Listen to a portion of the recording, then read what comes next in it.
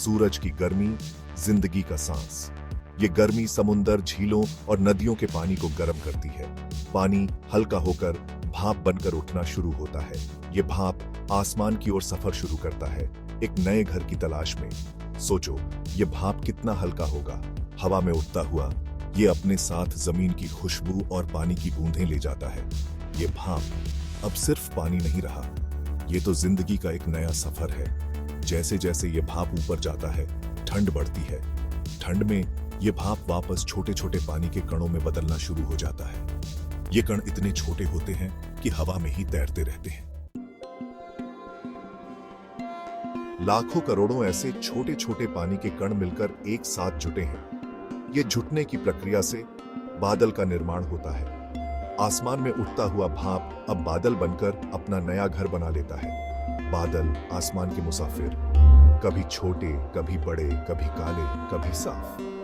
ये बादल हवा के साथ साथ चलते हैं और अपने अंदर पानी का खजाना संभाल कर रखते हैं। कभी कभी ये बादल इतने भारी हो जाते हैं कि इनका पानी रोक पाना मुश्किल हो जाता है और तब शुरू होती है बारिश की तैयारी। हवा एक अद्भुत शक्ति, ये बादलों को एक जगह से दूसरी जगह ले जाती है।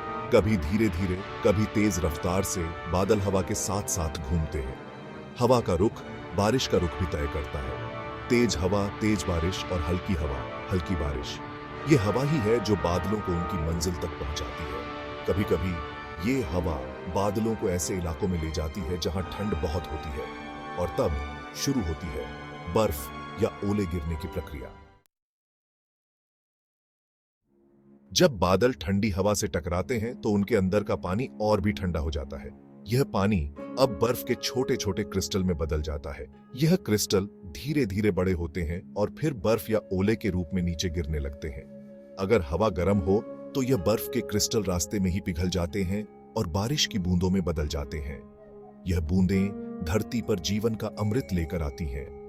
हर एक बूंद एक नई कहानी, एक नया जीवन लेकर आती है। प्यासी धरती को यह अमृत मिलता है और चारों तरफ हरियाली छा जाती है। बारिश का पानी नदियों और झीलों में बहता है। यह पानी वापस समुद्र में मिल जाता है। यहां से फिर से यह पानी सूरज की गर्मी से भाप बनकर उड़ता है और बारिश का यह चक्र चलता रहता है। यह चक्र हमें सिखाता है कि प्रकृति में सब कुछ एक दूसरे से जुड़ा है। सूरज, हवा, पानी, बादल, बारिश, नदियां, समुद्र सब मिलकर जीवन का यह सुंदर जाल बनाते हैं। इस जाल में हम भी शामिल हैं। हमें इस जाल को समझना होगा, इसका सम्मान करना होगा और इसे बचाने के लिए काम करना होगा। बारिश धरती के लिए एक अनमोल तोहफा है। यह प्यासी धरती को पानी देती है, जिससे पेड़ पौधे हरे भरे रहते हैं और हमें फल फूल देते हैं।